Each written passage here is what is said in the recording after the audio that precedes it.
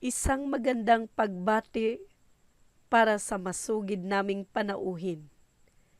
Sa araw na ito ay babahagi natin ang isang nobelang pinamagatang Tutubi Tutubi. Huwag kang magpahuli sa mamang salbahe.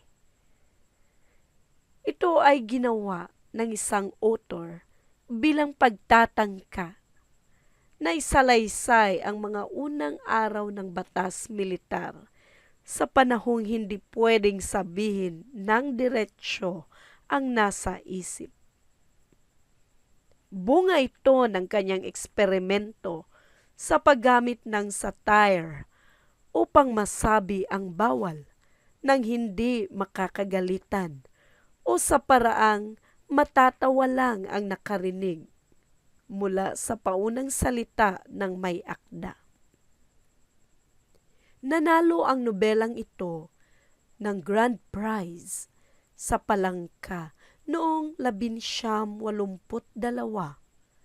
Unang inilathala ng New Day Publishers noong 1987. Nagkamit din ito ng National Book Award mula sa Manila Critics Circle. Narito naman ang may akda ng nobela. Si June Cruz Reyes, kilala bilang Pedro Reyes Jr., ay ipinanganak sa Tondo, Manila noong ika-27 ng Hulyo, 1974. Isa siyang manunulat ng piksyon, makata at pintor. Anak siya nina Pedro Reyes at Teofila Cruz. Nakuha niya ang kanyang Bachelor of Arts sa Political Science sa University of the East at Bachelor of Science sa Foreign Studies sa Lyceum of the Philippines.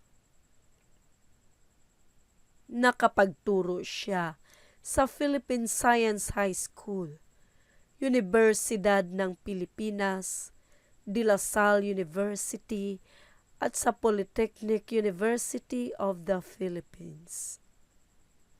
Nailimbag ni Reyes ang Utos ng Hari at iba pang kwento noong 1981. Isa ring nailimbag, Tutubi Tutubi, Huwag magpahuli sa mamang salbahe noong 1987.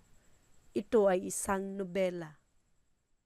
Ipagpatuloy natin ang karugtong sa video 2. Hanggang sa muli, magkita-kita po tayo roon at salamat.